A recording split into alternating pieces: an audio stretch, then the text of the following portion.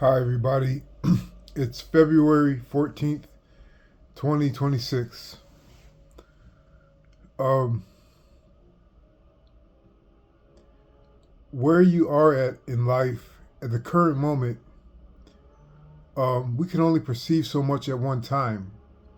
Uh, the great marking points of our life, many times we didn't notice that we were in the midst of the greatest eras of our life or the most notable eras of our life, of our personal lives. And that's because we, our vantage point is mostly on the ground. And you would wonder what you could do to elevate your vantage points to know exactly what you should do, where you should start to head. But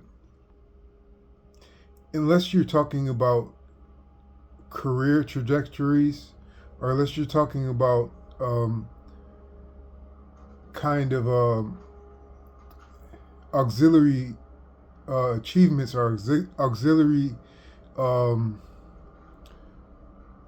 concepts, like career, saving money, making money, uh, learning new skills, those types of things you can map out.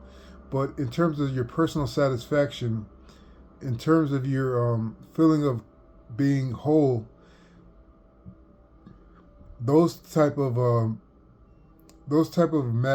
mapping techniques require you to feel your way out in the moment. And the best way that I've figured out how to do that is just to remain honest to yourself and try to be not try to be too pure, but try to in earnest um, to step forward to um, to proceed in a way where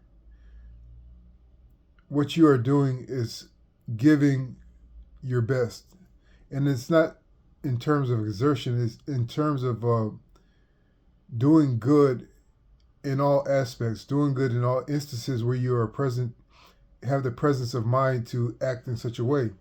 And this is not because God is so simple that He wants you to only do good. This is not so simple as you're trying to heal the world with your own actions. It's more of a paying of intentions. It's a payment of intentions. When you are constantly trying to do good and you constantly do good, I don't like to uh, include myself in this current context of energy vibrations, being a vibration and drawing this to you with a certain vibration.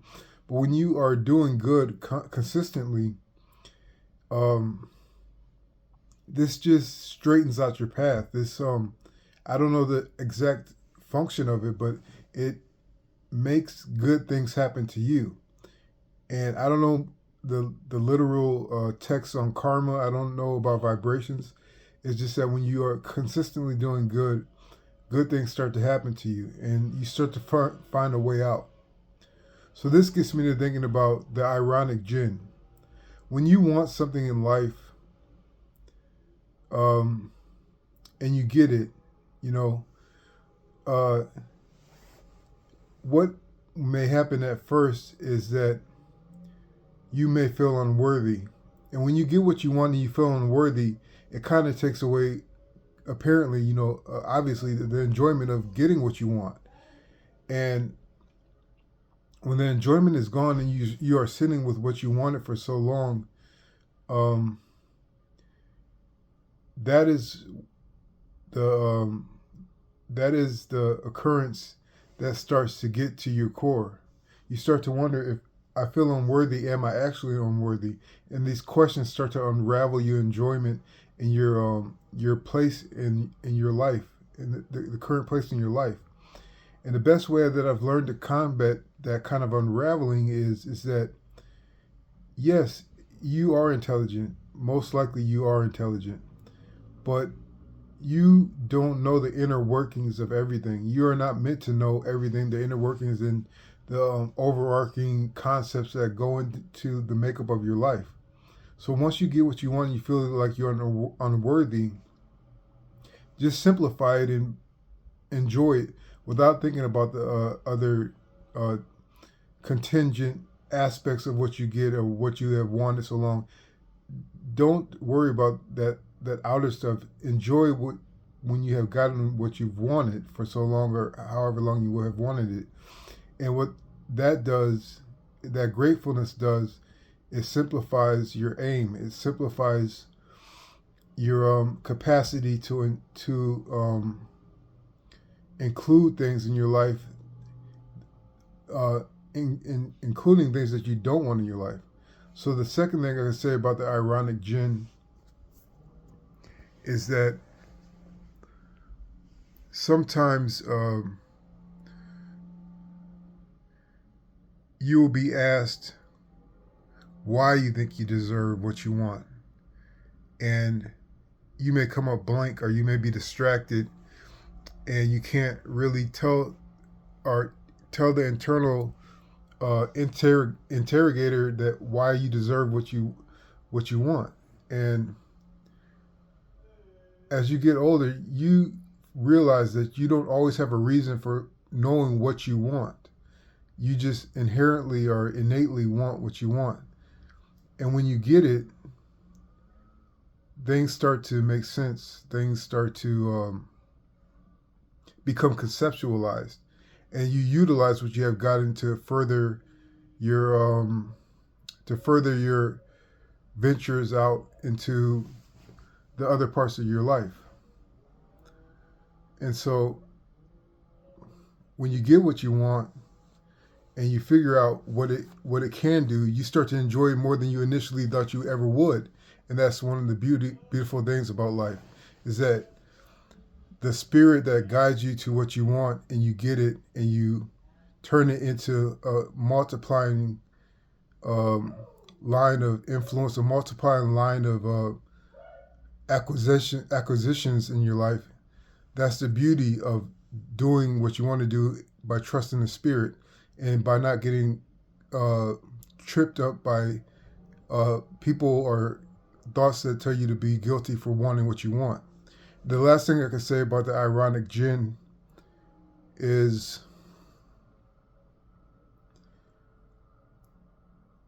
in terms of life, the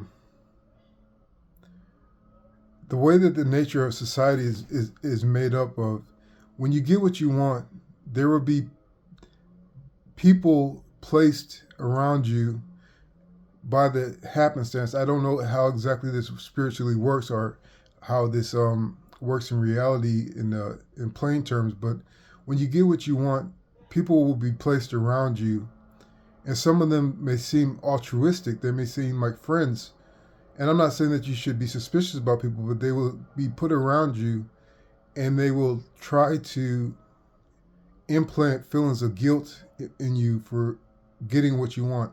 They will try to implant fear that you will be getting retribution for getting what you want.